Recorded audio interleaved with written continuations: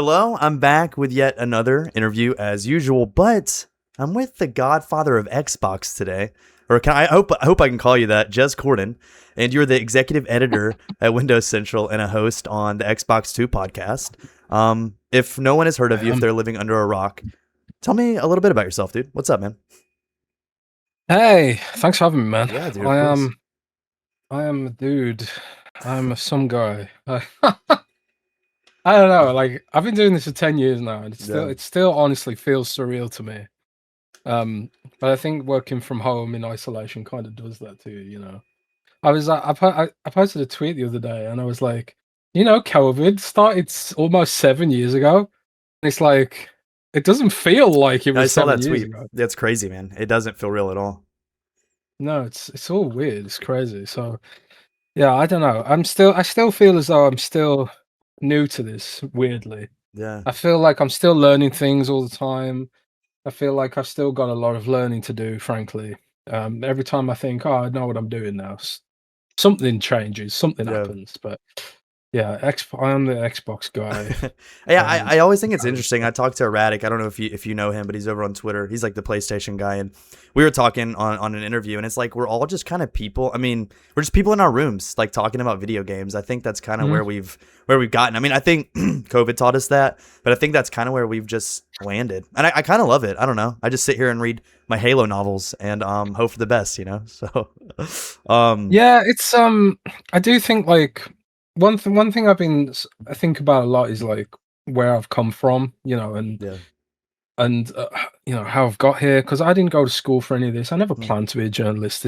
And I think a lot of like Really, content creators, YouTubers, streamers, it starts as like something you're doing for fun, right? hmm And then it grows into something else. And I think like there's two types of people in this space, and I think there's some people who like expected to get there and have a sort of chip on their shoulder about it, and yeah, there's people who haven't expected to be there, and they're still kind of like apprehensive and confused, and yeah, I'm definitely in the second column, but yeah. um, I appreciate the like stuff like this, speaking to people, and all the community friends I've made, and I'm just still kind of mind blown about it all. Yeah, no, it's so important. I'm in school for journalism right now, and I My didn't ever condolences. I didn't do it. My condolences. Yeah, I know, right? We're a dying breed. But I never planned on writing about video games or like I've always loved video games, but I never planned on really getting into it. I read a lot of IGN growing up. And just like Game Informer and all of that, and it kind of like I don't know, not fell into my lap, but because I'm still chasing it like a lemur. But yeah, it's interesting, man, and we're all just people in a room talking. And I have learned I love the community aspect. I've met so many people, and all it is just putting your face in front of people and kind of hoping for the best. Like I said, that's what I always say. Yeah, it So really is. yeah, No, it um, really is. Like it's and you're doing like this, reaching out on Twitter and yeah, asking like, can we talk gaming? Like that's exactly like that's how it starts, man. yeah. That's how I did it. That's how I got sources and Yeah, how I and got I've scoops, always and you felt I don't just know gotta grind if it you out, man. feel like this. It's kind of like this. Not that I'm on a pedestal at all. I mean, not even a little bit, or I put myself there. But you like talk to people in real life, and it's like they don't really get it. But you go on Twitter or you go on any of these apps, and you watch these people, and you're like, they get it. Like they are where I'm at. And so I don't know if you felt like that, and that's kind of you're drawn to these micro communities, and you like reach out to people, and you're like they get my language. I don't know if that makes sense, but Yeah, I mean, it's what's it called? What's the word? It's solipsism, isn't it? hmm It's one thing you've kind of got to cling on to, and I think a lot of gaming journalists and gaming content creators or analysts or whatever, I think it's very easy to sort of slip into this complacency about the audience in general, and you got to like the industry thinks in terms of like the core gamer, right? You've got like a Pac-Man figure in the background. yeah, Today's like kids probably don't even know what Pac-Man is, right? it's the They Fortnite don't know guy. what that. Yeah, the Fortnite guy. They don't even know what Halo is. Or Master Chief's the Yeah, Fortnite guy.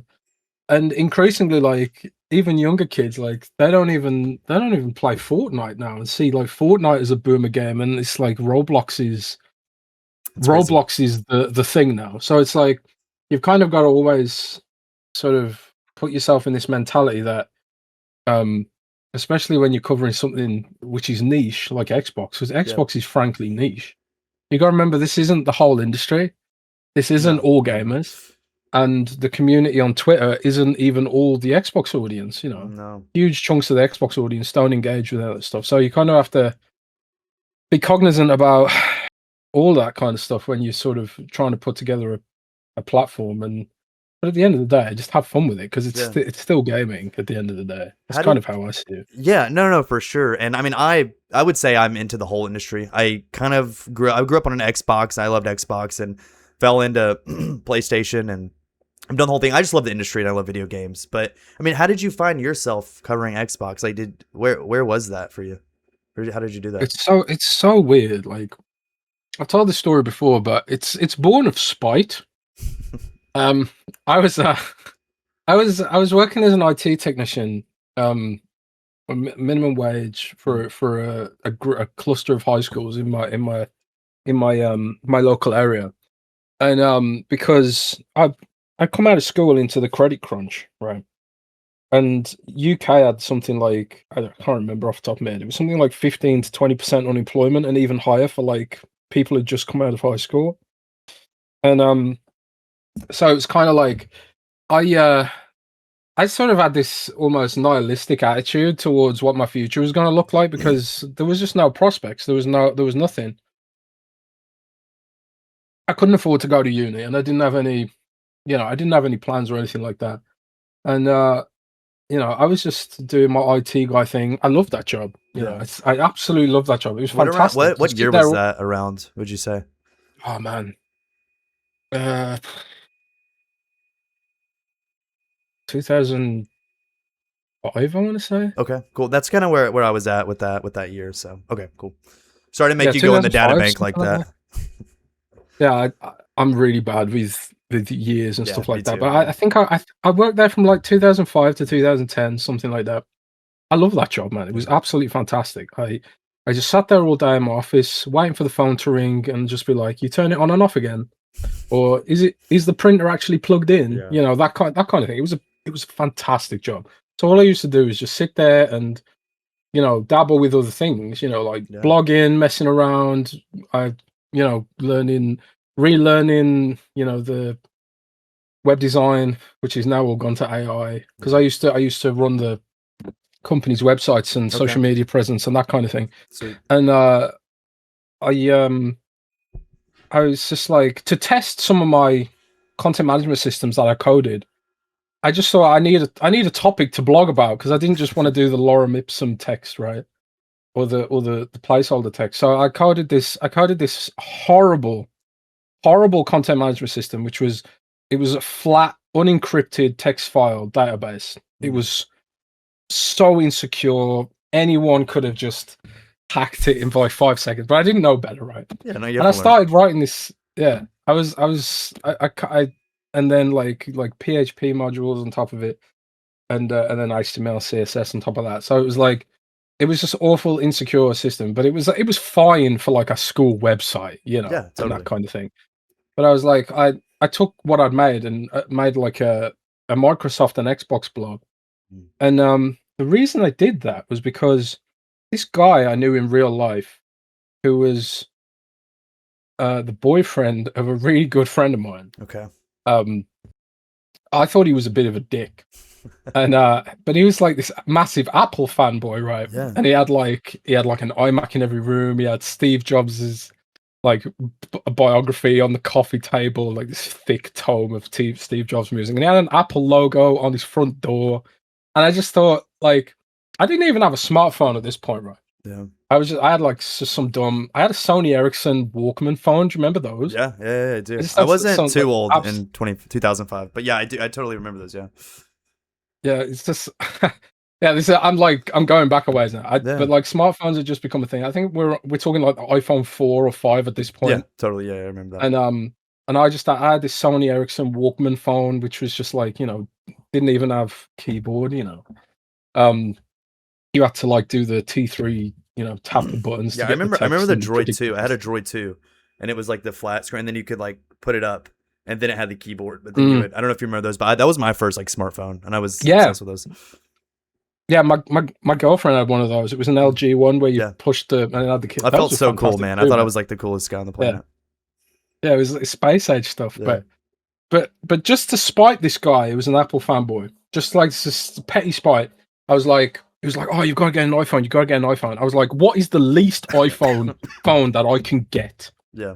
And that was a Windows phone. Oh, So I was like, nice. I'm gonna get a Windows phone Yeah. just to be a dick to this guy, right? You know, just to be just weird. Yeah, and you have to petty, I show suppose. them up. You're like, I And, will do better. Yeah. Yeah, and then I think because I had this Windows phone, I was kind of fascinated with it because I was playing games. Just like, oh my god, there's Xbox achievements. Yeah. Because I played on Oh, that's Xbox, right. but like, Yeah, there were on the Windows Phone. yeah, Yeah.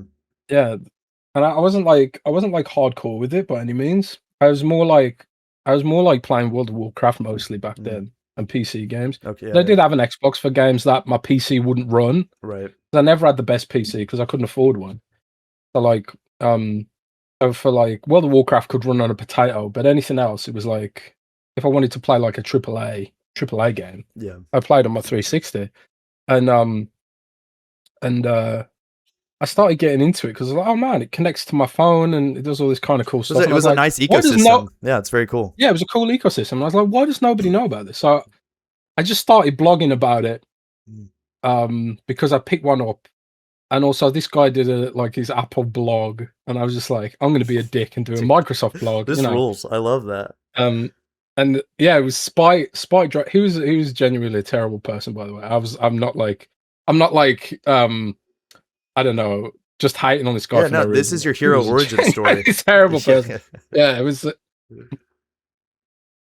And I don't know. It was just like sort of like a petty thing to start with, but I ended up like people started reading my stuff and people were linking it on Reddit, and very cool. It just sort of grew into this. Yeah, it's literally what happened, and I just kept doing it, and I kept doing it, and I kept doing it, and now I'm here talking to you. Yeah, it's absolutely crazy. Cool. Yeah, I mean your name floats around everywhere, like Jez Corden. Like, I mean, you break news all the time. But well, yeah, thank you so much for. I didn't even know any of this. So thank you. I love that it started out of, I don't know, trying to kind of one up some guy. So that rules. Yeah, it was just, it's so petty. Speaking of Xbox, well, I've gotten you here. I have a little bit to go over with you, but before we get into, I like to say the meat and potatoes of what I've gotten you here for.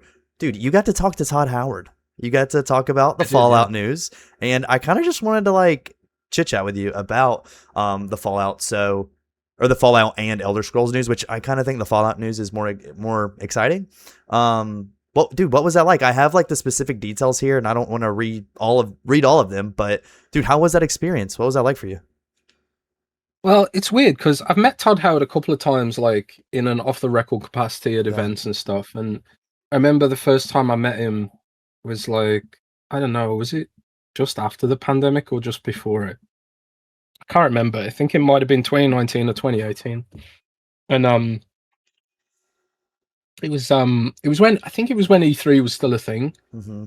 And I think we were staying in the same hotel, and I bumped into him, and he was like, "Oh, you're Jez Corden. I listened to your podcast and stuff." And I was like, "What?" To this day, like my podcast co-host doesn't believe that he listens to the show. He thinks that like PR guys just told him to say that or something. But like he just seemed like a really genuine, nice, normal, down to earth kind of person, and but it's weird seeing this guy that you've seen present on stage and all the mythology and the memes and all that kind of stuff, like in the flesh. It's still surreal to me, and that's why like getting to sit down with him on a Microsoft Teams call and actually talk about some of this stuff, like actually on the record officially. Yeah, that's like the second most famous person I've ever interviewed, I think. Who was the other one?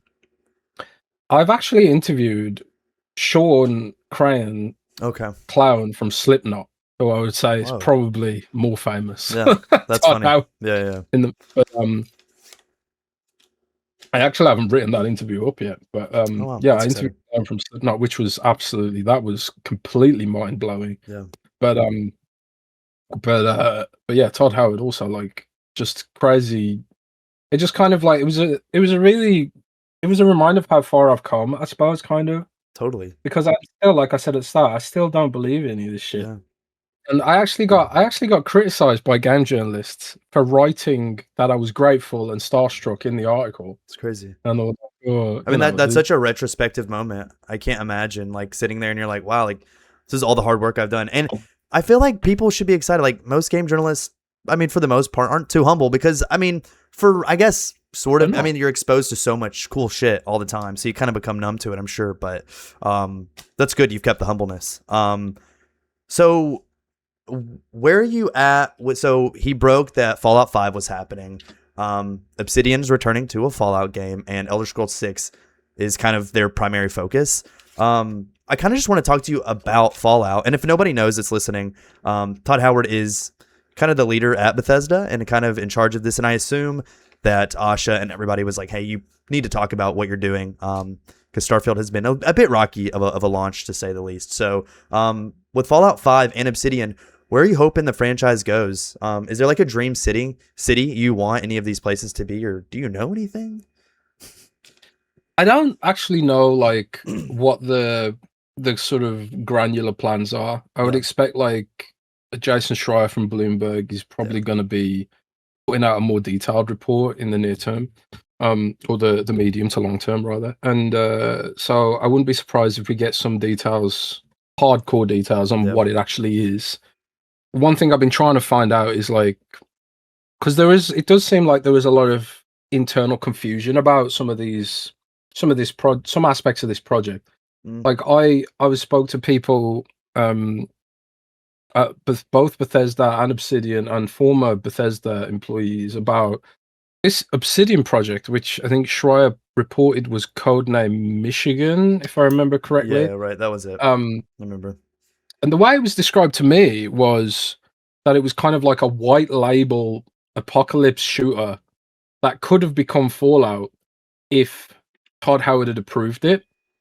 But increasingly, it's confusing about whether or not that was actually the case. It definitely feels like some people felt like that's what Obsidian were going for.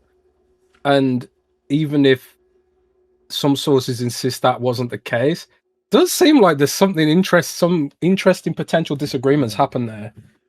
But but that's speculation on my part. It's just interesting that there was a lot of confusion about what this Obsidian project actually was. But whatever it was, it does seem like that one's probably being cancelled now. I think that's the latest information from Jason Schreier, and it does seem like whatever they're launching into now will be a definite Fallout game in the traditional sense. One thing that I heard was there was disagreements because Obsidian wanted to build it in Unreal Engine, and Todd Howard was like, this can't be a Fallout game because it's not in Creation Engine. And that's why it ended up not being a Fallout game, is one interpretation I received. But again, it's like, it's unclear how much of this is true or how much is speculation on the part of the sources, right? So take that with a pinch of salt. Yeah. But well, sorry to interrupt you. What I find fascinating about that is because the source was they were working on Avowed 2, right? And everybody was kind of pissed off about that. And right. Well, they're working on it, but they're not sure if it's going to be able to come out. But if it looks good internally, they're going to release it, right? Is that the case? And they're also simultaneously working on the Fallout game? The last thing I heard about Avowed 2, which was literally a week ago, is that there is still a team working on that as a sort of incubationary kind of project, with the view of that will be our next project after the Fallout game. So one thing that I've heard about Xbox in general right now, and we'll probably talk about the layoffs in more detail in a minute, there's a lot of anxiety at Xbox studios right now, and they feel like there's a lot of pressure to make sure they have long-term plans laid out. So, and this isn't just Obsidian, but like every Xbox studio feels like, okay, we've got to show what our roadmap is for projects beyond the ones we've actually announced. So like in XR, we know XR's working on Clockwork Revolution, but they're already incubating the next project. And I've heard some interesting rumors that could be potentially Fallout adjacent as well. Fascinating. From in XR, like, so okay. I don't even, again, very early days yet. So again, take that with a huge grain of salt. But it does seem like a lot of studios are trying to like lean into the strategy that Ash has laid out, which is we want to service our big opportunities, which is Fallout, Call of Duty, Halo, Yeah. Elder Scrolls, so on and so forth, right? I'm So very in support of that decision too, and we'll talk about it later. I'm very pro.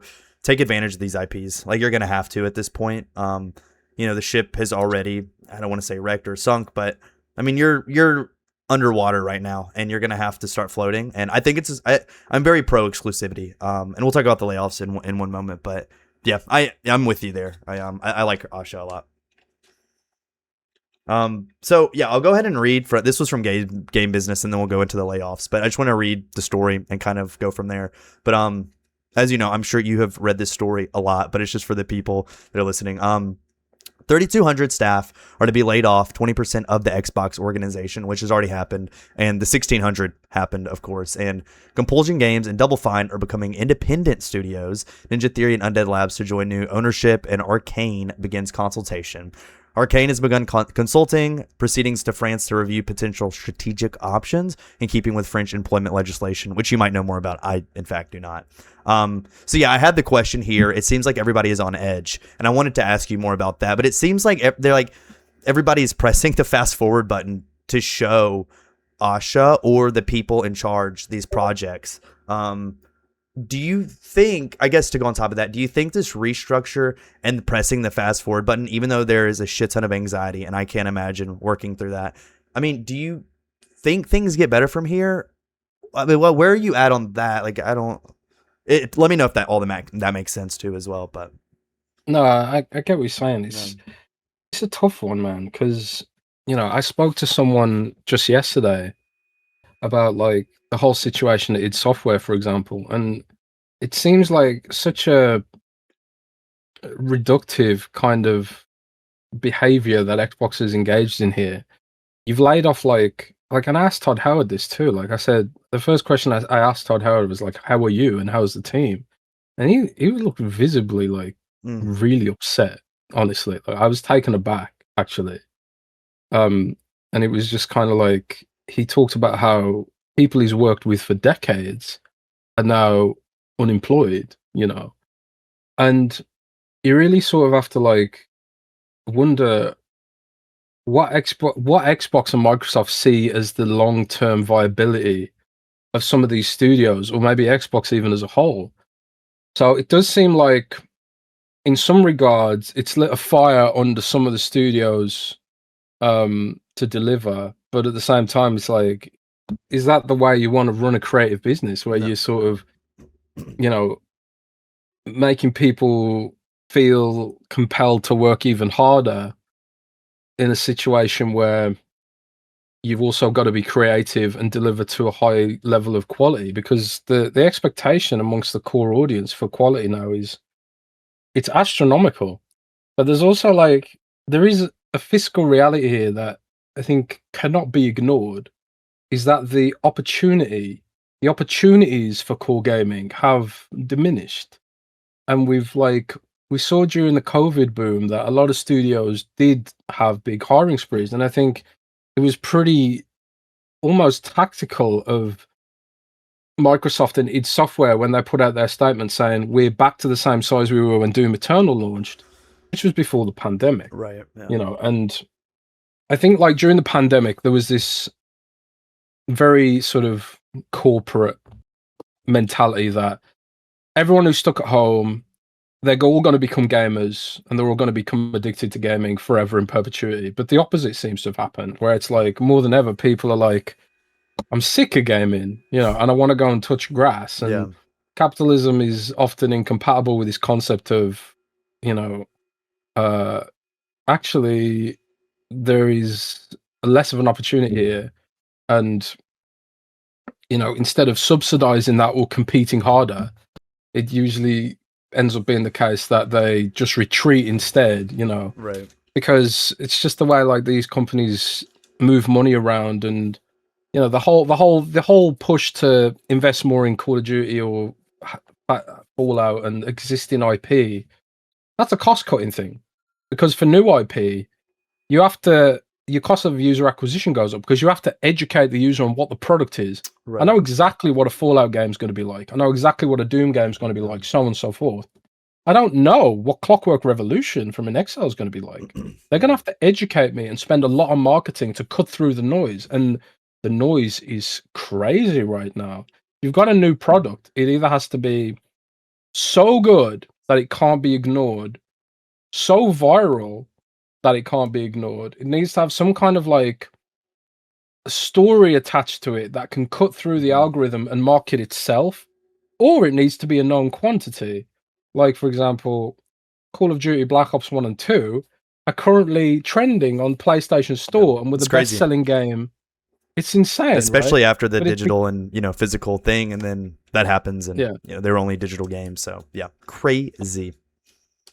So we're sort of in this era where there's so much noise that marketing has become really, really difficult.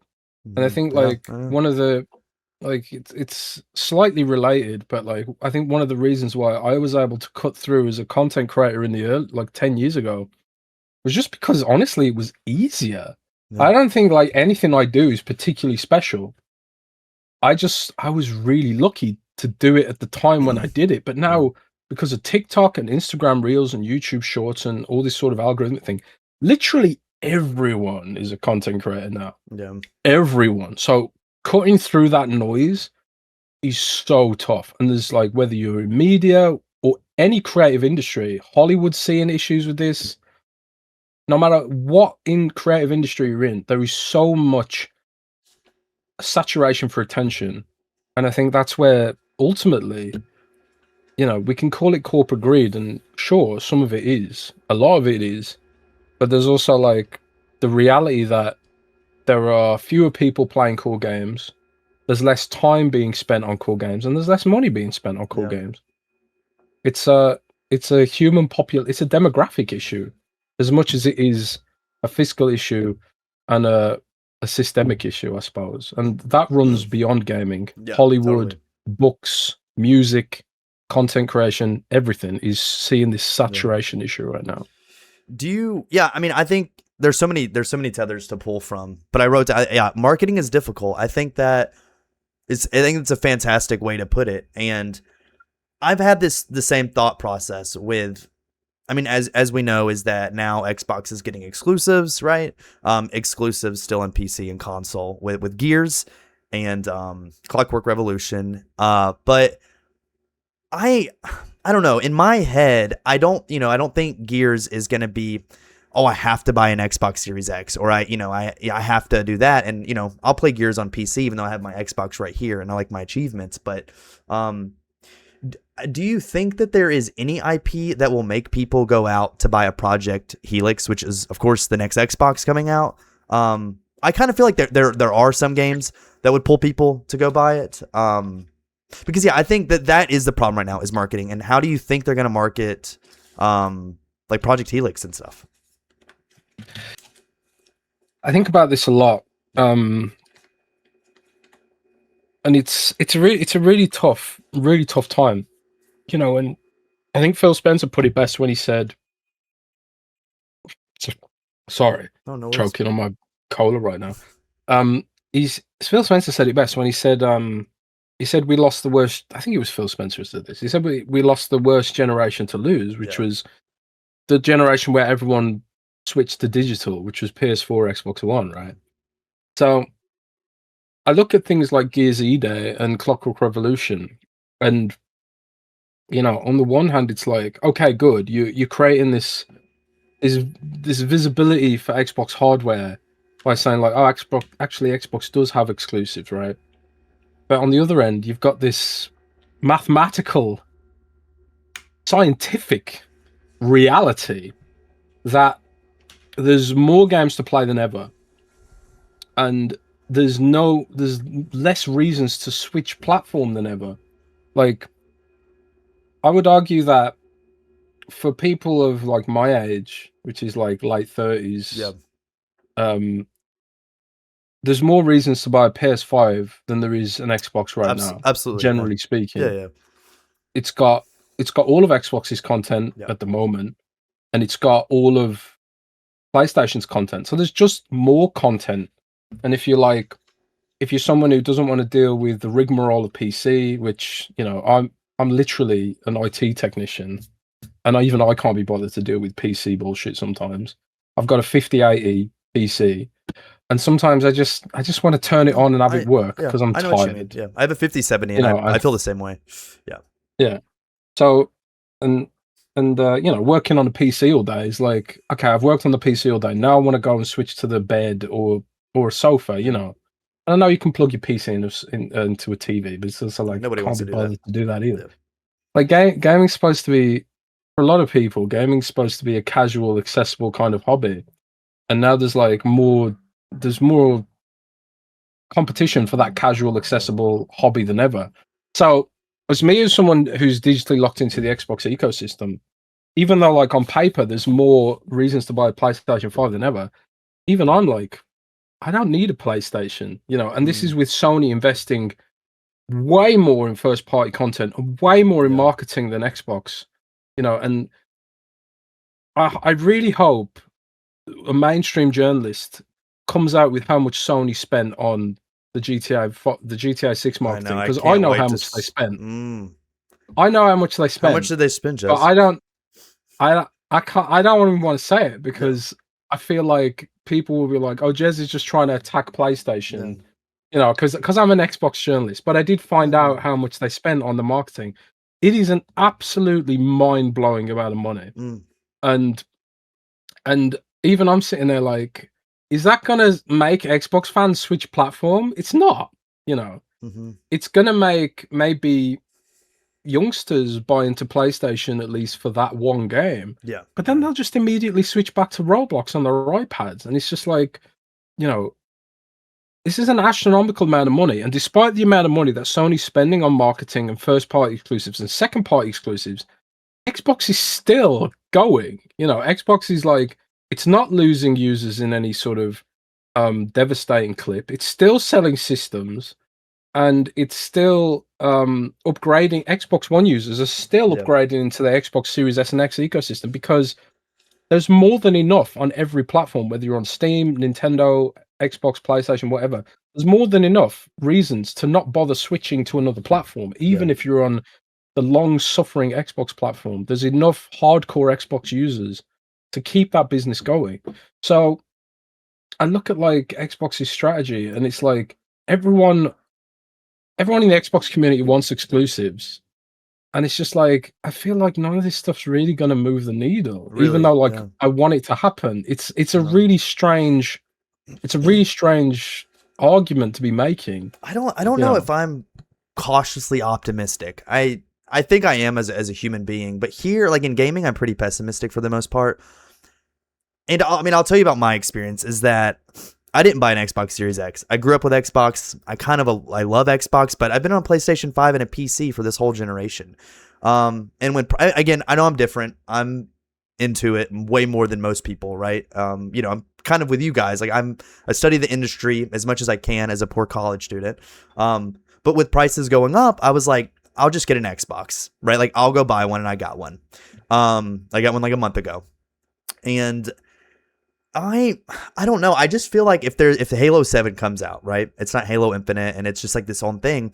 I kind of feel like people. I don't think it'll move the needle as like, you know, a new God of War will, but I think people will go out for it if they can't play it on PC and they can only play it on this new Xbox hardware, like Project Helix. But I think there has to be like multiple. I think it has to be like, you can only play Fallout here. You can only play a new Halo here. I really think that does something. And I think with marketing, you're right. Like Asha and the team, they're going to have to do stuff with marketing. But I don't know. I've never been optimistic about Xbox this generation, but I don't know. I mean, am I dumb? You can tell me if I'm dumb, Jez, for believing that. But I don't know. I'm kind of optimistic there about that. But there's two types of optimism for the Xbox platform. It's like one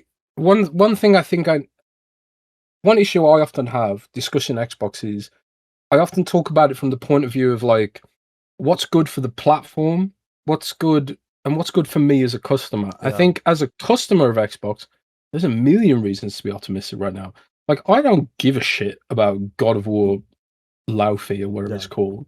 I don't give a shit about Wolverine. Like, I'm more interested in the games that I'm going to play, which might not even be first party. I'm more interested in Blood of the Dawnwalker, Beast of Reincarnation, and then Fable. Like, none of these are exclusive. So as a customer, I'm very, very optimistic. Like, there's so many great games to play. So none of that stuff I give a shit about.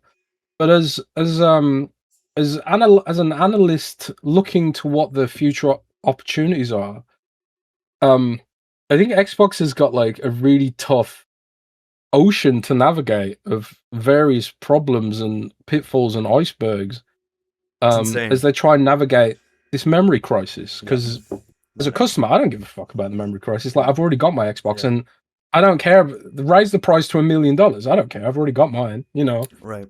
But and it's I'm nice sure when money is going up on your shelf, right? It's nice to look over and go, "That's more expensive than it was when I bought it." Yeah, of course. Yeah, I'm literally making I'm selling Nintendo Switch 2 at the minute, and I'm literally making a small profit. Yeah, which is nuts, right? And I sold all my Pokemon stuff a few years ago, and I made a fat profit on that stuff. And now it's only going up too, which is crazy. Yeah, I'm almost sitting there like, should I have held on to that? Yeah, you know, because now it's worth even more, right? Yeah. But then you think about, is this healthy for the long-term viability of the platform? Because millennials are getting older. No, they're gonna be dying. You know, you're right. But they're having kids. No, kids, you know, less time to play. And if there's less people playing, then there's less developers, less opportunity for developers. There's less games, and you end up putting the platform in sort of tailspin, right? Like, whenever I see devs, like when I'm scrolling on Instagram or something, all the ads, like my algorithm for Instagram ads right now is just games, right? Game recommendations. They're always talking about the Steam version, because it seems like for variety gaming, the entire audience has gone to Steam. Yeah, and then for casual gaming, it's like PlayStation, and then for shooters, it seems to be Xbox. And they've kind of like, so strange to me. I don't. It's one thing I can't grasp. I don't understand that per se, but yeah, I know what you mean though. Yeah, it does feel like there's less opportunity for developers already on Xbox, and diminished opportunity even on PlayStation, which has a much bigger platform. So, like, as an analyst, I kind of like, my big worry and my big question mark is like, how are they targeting youngsters? You know, frankly, like, if it feels like it feels like for over a decade, there's been no youth adjacent marketing effort towards youngsters. We had the Xbox branded Xbox One S. That was it. I mean, the Minecraft branded branded Xbox One S. That was it. That was the only time since Kinect and kids games on Kinect that I remember Microsoft thinking like, actually, maybe we should consider the youth and the next generation, right? Yeah. Do you I know Microsoft would say. Well, sorry to interrupt you. I just want to go off of that. I mean, do you think that, not that like Xbox or these companies would be predators against this, but it's like, all right, we have this youthful product. Like, we have our Fortnite like on Xbox.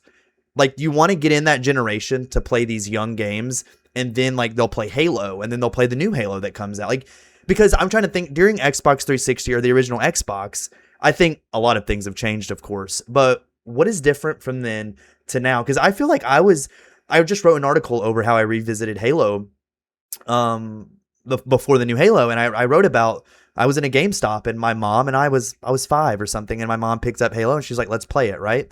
I mean, again, Fortnite and Roblox is what is different now, but do you think that is a thing anymore? I guess it's more of digital storefronts, right? But do you not think people scroll through and their single mom is like, that looks like a cool game, you can play it? Or what do you think's different there?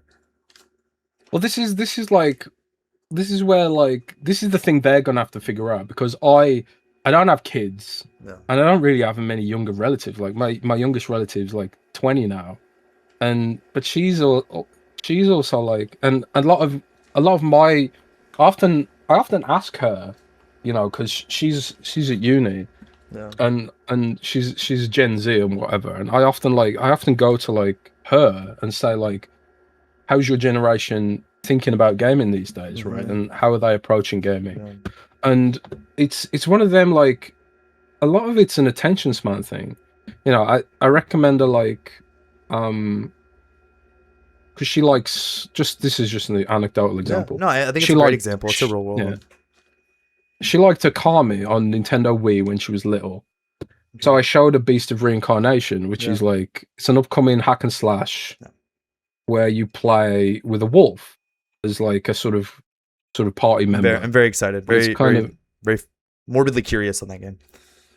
Yeah, it's I've been playing it, so I can't talk too much about it. But I think you'll like it very much. But and I'm showing this trend. She's like, yeah, it looks cool, but I just don't have the attention span to get into like a story-driven game. She plays like Fortnite and Overwatch, you know, and all her friends play Fortnite and Overwatch, or maybe Roblox. And I think one of the big challenges, and again, this is like just the way I perceive it, and I'm by no means an expert on demographics, but the issue that Xbox has is they haven't nurtured the gaming journey from youth gamer into adult gamer. And PlayStation 2, like they're both guilty of this. Like both of them were chasing the millennial audience, the millennial money. They neglected the youth audience, who should have been your next generation. Yeah. And Nintendo have as well, to be honest. There's been like a behavioral upheaval in the way that people engage with games, and it's predicated by Roblox. And it's sort of like what it reminds me of, like if you're studying journalism and the media, you know, you can look to like the 1970s when they blended news and entertainment. You can't really have a news organization these days, especially in America, which doesn't blend news and entertainment. Yeah. And like it's really jarring as a European when I come to America and I see like this blend of like information with like talking points and opinion. And because in Europe, in Britain especially, like the news is very regulated and very sanitized. It's a still line, right? Instead of a line that's like this, which is America. Yeah. It's very still, yeah. So comparing it to that is kind of like since the advent of news-attainment or infotainment or whatever you call it, news was permanently changed in the 70s. There's a great movie called Network, which touches on this. Okay. You should check out. No. But it's and since then, news was changed forever in America, especially, but also globally. Like in the UK, like I talk about the BBC. Like the BBC is bound by law to present both sides of an argument, and when they do post something that's demonstrably false, the communications regulator Ofcom will find them. You know, so the BBC is like generally seen as this sort of gold standard of what news organization should be. But the problem is around them, they've got news for profit organizations, which are raking in money and are changing the way people expect news to be presented, which is very emotional and less fact-based. Yeah. And why am I talking about this? It's because I'm concerned that the same thing is happening with Roblox and social media. Because Roblox has blended gaming with social media. Kids don't get on Roblox to play games. They get on Roblox to do gaming adjacent things while also chatting to their friends, which is, you know, it's not unheard of. Like Xbox Live did this with Halo and Party Chat. With Party Chat, yeah, I feel like I did so much of that. Yeah. I mean, like an incredible amount of Call of Duty, like, you know, Search and Destroy and Halo, Forge. Yeah, I mean, I've never thought of it that way, Jez. Like, you're very right with yeah, it's more of socializing instead of, it's just like gaming is the second thing that you're doing. I think that's a perfect point. I wrote an article a couple of years ago where I was like, the next Xbox and the next PlayStation need to come with a keyboard because kids expect to be able to type to their friends while playing games now. So that's why they if they do graduate to becoming a core gamer, they tend to gravitate rather to PC, where there's a keyboard present and they can text, and they don't want to use voice because they don't want their parents to hear them. And it feels like, you know, this is like, I've got my Discord servers and you know, I've got this is Roblox is the place where there's no boomers, there's no millennials, there's no parents. Yeah.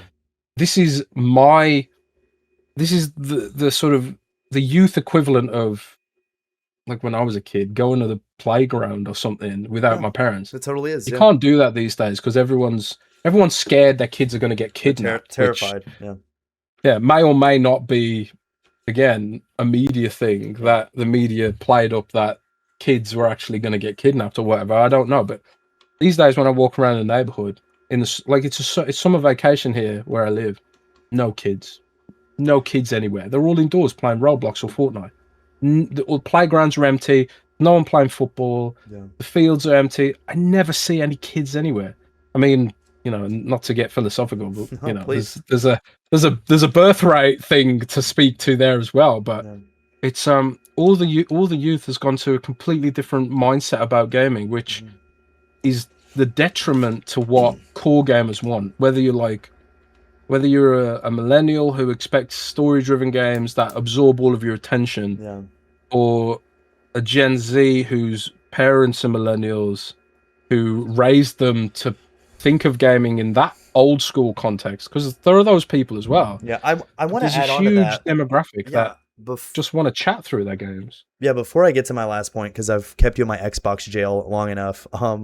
I want to add on to this. When I used to work at a coffee shop before I do what I do now. You know, I would always ask like parents. Like I was just so curious. Like, what do your kids play? Like I'm like you. I'm like curious. If I'm around a kid, I'm like, what do you play? Like, I knew they play a lot of Fortnite. Like I rarely hear of Roblox. Funny enough, with kids like in my area, but the parent, and I think this might go into what you're saying about parents, is that I asked this mom, and I think he was like 14, and he wanted to play Rainbow Six Siege, and she was like, it's too bloody, like it's too gory. And you know, when I was 14, I'm like, I played everything, you know, and I do wonder if that plays a little bit of a role of like these parents are like, Roblox and Fortnite, that's a safe place. I don't want them to play anything. Yeah. And it's free. Ironic, right? I don't have to pay for it. Yeah. And I think that might play a little bit of a role that you're talking about. I think it's a little toxic. No, I don't support that at all, but yeah. Yeah, I mean, no doubt there's a variety of factors here, like cost of living, Fortnite, Roblox are free. Which is why Game Pass was invented. It was like, can we make a service that can emulate or compete with the free-to-play mindset, right? That was the whole point of Game Pass. But it's like, yeah, Roblox is free. It runs on literally anything. You can run it on a Samsung smart fridge, and there's that ease of access too. But the reason I brought up all that stuff is because it was going back to answer your previous question, which was, am I optimistic about Xbox? And I think, like, as a customer, they're doing everything right for the millennial audience. It's a great point, Jez. Yeah. How do you tackle Roblox? Because that is genuinely the most complicated. Yeah. It's not PlayStation, it's not Steam, it's Roblox. That is the thing that Xbox is going to have to figure out. And I am optimistic because I think Asher bringing Minecraft in-house, because Minecraft was operating as a limited integration company. And also Asher she made Facebook Messenger. That's like kind of one of her claims to fame. I have to sit there thinking, like, you know, and they haven't really dropped any hints about this. And there is a huge sort of global push towards child safety right now. Yeah. Roblox has ridden that lack of safety, and Xbox is coming into it at a point where they're going to have to be thinking about it in a more safe way. Yeah. But that could be a marketing point, right? What if there's an opportunity to market Xbox against Minecraft as the safer alternative to Roblox, but at the same time, the lack of safety in Roblox is the appeal to kids, right? Kids want to be on Roblox, like the freedom because they don't have any guy. Yeah, freedom, yeah. They feel like they're not being watched on Roblox. They feel like their parents, you know, it's like this global playground. I think I saw a US senator talking about it recently, you know, and I can't remember who it was, but he said something like, "Would you let your kids run around unsupervised in a playground with 600 million people?" kids and adults, because that's what Roblox has been to up until recently when it started implementing these age things, right? Yeah. Kids want that kind of chaos, and I know because I grew up in that kind of universe, and It's a lot of kids it's like will gravitate towards yeah, danger. it's something I don't think about at all. I mean, you know, I'm a 26-year-old man. It's probably better I don't I don't think about these things. But yeah, like I remember do you remember Two Worlds 2? Do you remember that game? Two Worlds? I don't know. It was an RPG and I played on 360 and it was the first time my granddad heard me cuss and I got in a lot of trouble. But I've never thought of it that way. It's like, yeah, like these places, I mean, dude, Xbox raised me. The online places raised me, and that's when it was niche, right? Like I can't imagine, like that's how everybody's being raised. So it is something I've never really thought about, Jez. But before I let you go, Roblox is the scary one. Like, yeah, that's terrifying. Look into the numbers Roblox puts in. It's bigger than PlayStation and Steam combined. Yeah, and kids expect that from their gaming experience now. And will Xbox and PlayStation? You know, it's not just an Xbox thing. Will Xbox and PlayStation offer that? I mean, PlayStation's tried, but they can't stick the landing. So with their live service games, Microsoft has Minecraft at least. They have Minecraft. That's a great point. Yeah, that's as a platform, that's the reason to be optimistic. But will they execute? Yeah, that's the question. Yeah.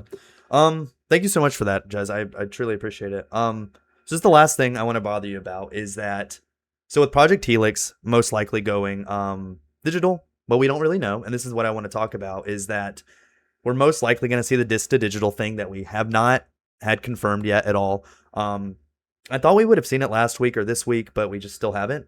I reported that it'll be by the end of the month, and it's like, it's getting close to the end of the month. Microsoft, close. What's going on? So yeah, what are your? I was told they're still nailing down some of the details. Okay, cool. What are your thoughts on all of that? And do you think that there is? What do you think's happening behind the scenes with Asha and the team? Are they going to put a disk drive on it? And how are they going to respond to the PlayStation thing? Like, what is that looking like? Because I feel like, again, we don't have any definitive, reports at all yet. So it's really, really tough. I think like they've got a really big opportunity to sort of offer an alternative. And historically, Xbox has done well when PlayStation's fucked up. That's kind of They're like really good at it. The only times they've been able to leapfrog, right? PS3 was too expensive. Xbox 360 got its first foothold, and then PlayStation Network had that whole hacking incident, which shined a spotlight on Xbox Live being potentially more robust security layer, and frankly, it still is. So Xbox has an opportunity there to offer an alternative narrative to what PlayStation's done with its discs, right? Yeah.